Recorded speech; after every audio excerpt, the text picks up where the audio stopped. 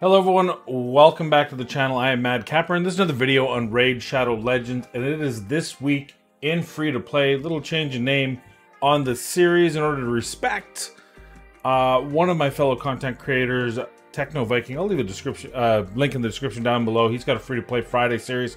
That's fine. I want us all to be in the same group having a good time, so I will change mine to this week in free-to-play, which will actually allow me to do the Sundays, which is probably easier. And I've done a couple of recordings. It's probably like my 7th recording, trying to figure out how I want to do this. What I've decided is we're going to go through each of the dungeons. We're going to play it in the background. We're just going to talk about the account overall. So without further ado, here it is this week in free-to-play. Here we are this week in free-to-play, and we're just going to go through some of the different progression pieces I've gotten. And as you can see, we are up to Brutal.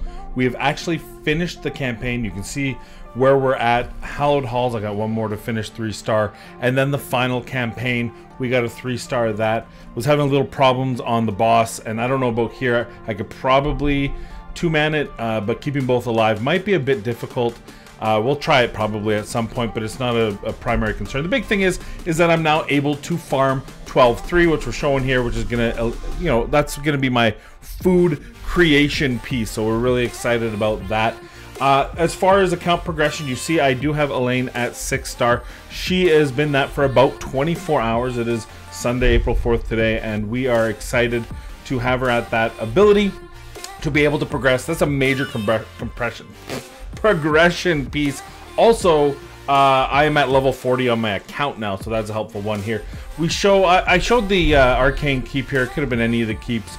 We're sitting at approximately level, I think a level 11 or 12 on each of them, with the exception of the spirit keep, just because I don't have a block heal right now reliably on the account. I do have a 50% one in rock, I think it's Rockbreaker, that I can use, but you know what, honestly I only really have Armiger and Spirit Host that I use, and they're not really focal points right now, so I'm not too concerned about that. I was more concerned about getting my Magic and Force Affinity champions going and ascended, which I've been able to do and progress through here. So as you can see, basically everyone else is just kind of support fodder that eventually Elaine's gonna knock this down.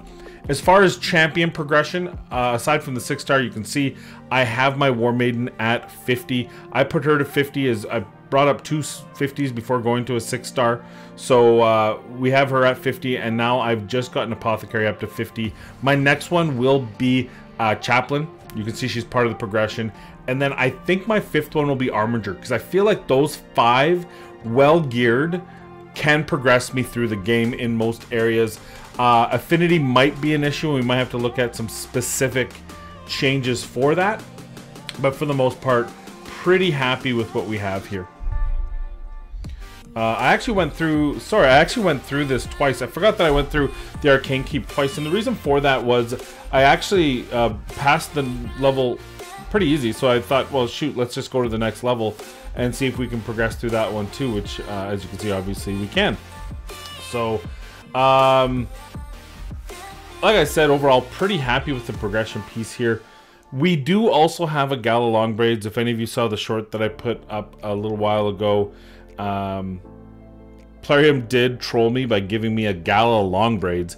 The only champion on my main account that I don't have, other than Shadowkin, Epic that is, other than Shadowkin, and there's one other Spirit Affinity champion whose name escapes me right now, but I don't have him either, but he's like brand new. But Gala's been a meme on my channel forever, so the fact that one of the first Void Epic that I get on my second Void Shard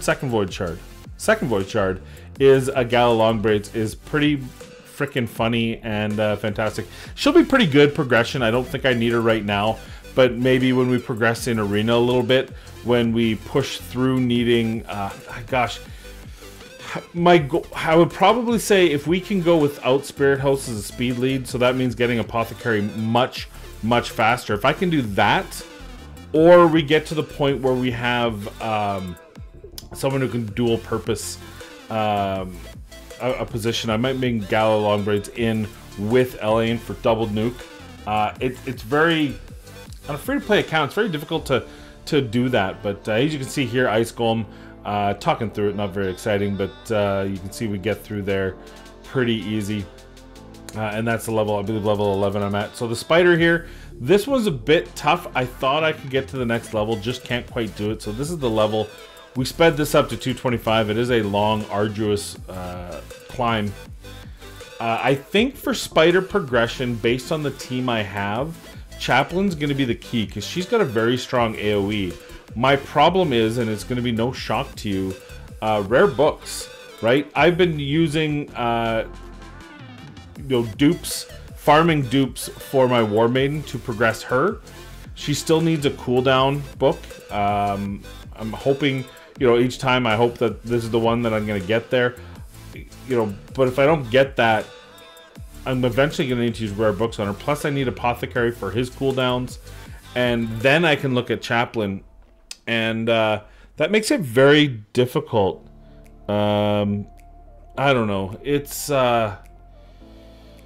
is a tough. Spider's the toughest grind of them all, and not having the rare books to be able to complete this, already feeling the pinch. So what I've noticed in progression of free to play, two things. First of all, energy is much more plentiful than it was my first go around. I think from the perspective of energy progression, you don't feel like you kids don't realize how hard we had it, but you literally have advanced quests that give energy. You have daily quests that give energy.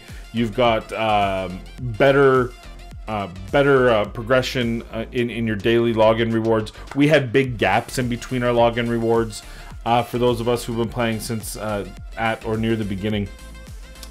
So I think that's where this is a lot easier. I find a lot easier ways to get energy in this game. To be able to play longer. And of course, I'm not even including Doom Tower, which, a couple champions from now, maybe even when I get all my champions to 50, a little bit better gear, I think I can start taking Doom Tower, which will give me even more abilities to garner energy and those sort of resources.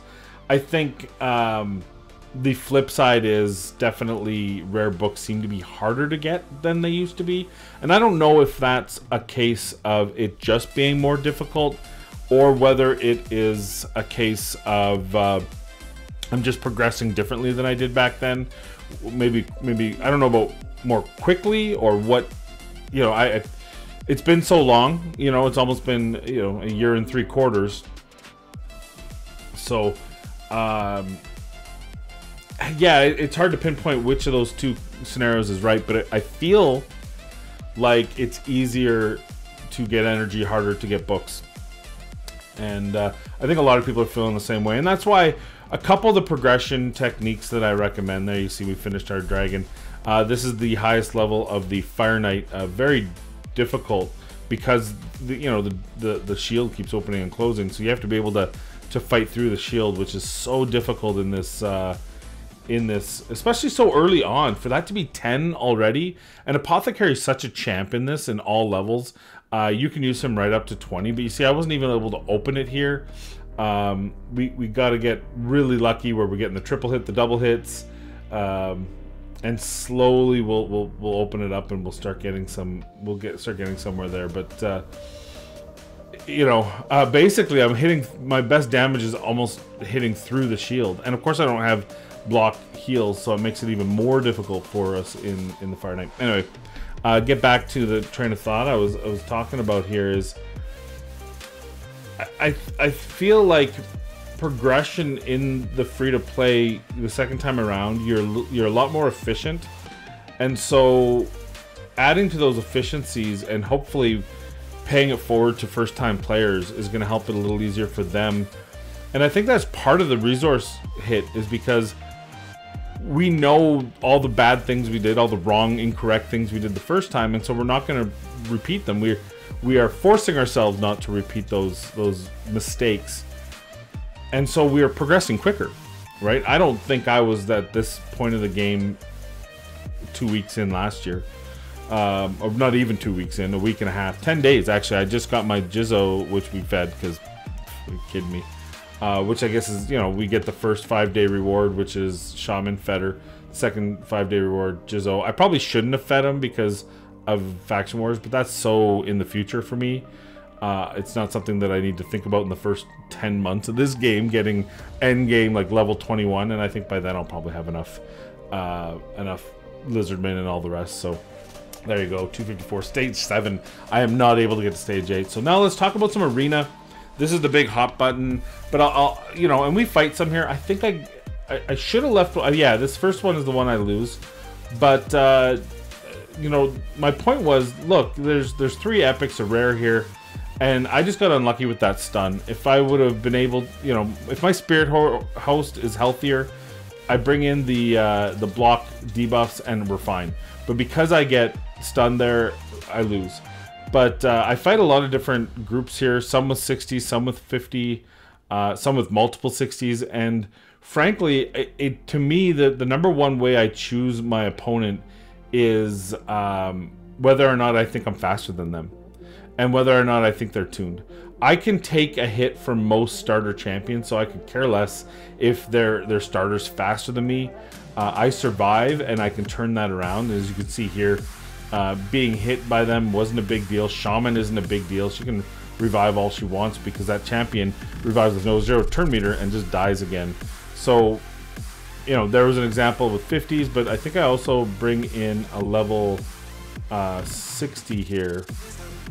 No, you know, this is just a free farm. I mean, someone gives me this, thank you. I will take it. But, you know, there's been a lot of talk about this, and yeah, I'm waiting. I have to get the silver 1 for my progression, but I feel like I'm at the right place in progression. Perhaps silver 1 should be put, like, all the expectations should be pushed slightly forward, because silver 1 at this point, I've already met the progression requirements for many of the other aspects of the Arbiter missions. So it's not so much that it's expecting me to get to silver 1 in this area of the game. Also keep in mind that Plarium wants you to spend. They don't want me to be a free-to-play hero here. They like free-to-play videos because it helps show that, hey, you can all play this, and more players in the game is more helpful for those who are paying. See, this is a nice come. By the way, this come from behind victory. Yeah, look at this. See, and that's, you know, just knowing your champions and building them outright is going to help you there. But so it's not so much that I feel like I should be beyond silver 1 at this point in the game. It's that at this point of the game is telling me to try silver 1 from the missions.